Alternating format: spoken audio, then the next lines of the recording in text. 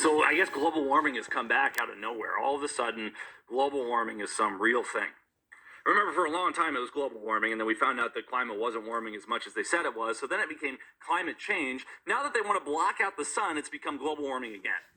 But you realize since the CO2 has increased in the atmosphere over the course of the last however many decades, that the planet is 70% greener than it was before?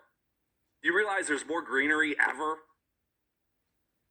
You realize that the real reason for the death of humanity and the real climate scare is global cooling. Trump has said it, but other scientists and experts and archaeologists and geologists like Randall Carlson and Graham Hancock and others have said this. Global cooling is what you really have to be afraid of, not global warming. Because when you have a warm climate with high CO2 levels, then you have amazing crop yields. You have a green, beautiful planet that flourishes off of consuming the CO2 and then pushing out the oxygen that we all breathe, and then we have plants and agriculture that we can all live off of. But somehow global warming is a major problem again. Do you know what happens when the planet cools down? The Dark Ages happens. You can look at the average temperature of the planet during the Dark Ages, and geologists and others have been able to figure this out using carbon dating and other things like that, other markers in the ground, fairly sophisticated science. We know that during the Dark Ages, during massive famine periods in the history of humanity, the planet has been cooler. And now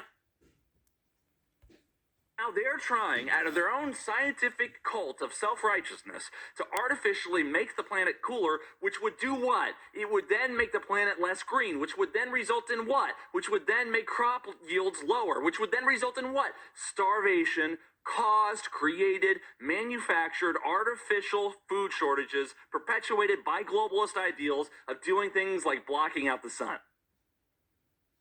And it's some just amazing thing. You got this hip scientist, Chinese guy, he's talking about his two kids that he's really caring about the future, and we're going to block the sun from the planet when we know that the sun is the source of all life on the planet, such that humanity, for the history of humanity, has worshipped false gods that represent the sun going all the way back to ancient Egypt. I mean, we've known that without the sun, this place is going to die in a freezing ball of ice with no foliage whatsoever.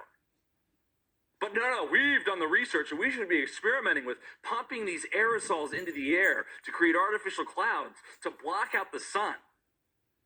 That's the definition of what was the first response in the Matrix movie to the solar-powered artificial intelligence that took over. The first thing they did was scorch the sky in a dystopian future in all of our lore as Western human beings.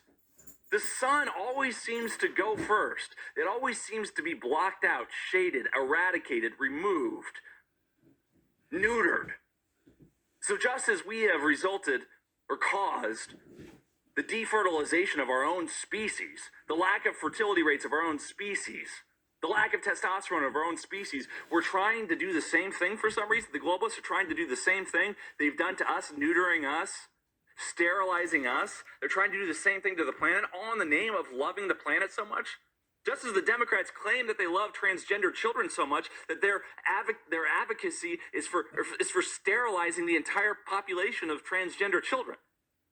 What kind of political movement can simultaneously express and claim that it loves a group while sterilizing that group? What movement can claim that it loves a planet while sterilizing a planet? I mean, these people are so warped in their entire philosophy that it's going to result in the entire death of humanity itself, the premature apocalypse of humanity itself, if we allow them to continue in this behavior.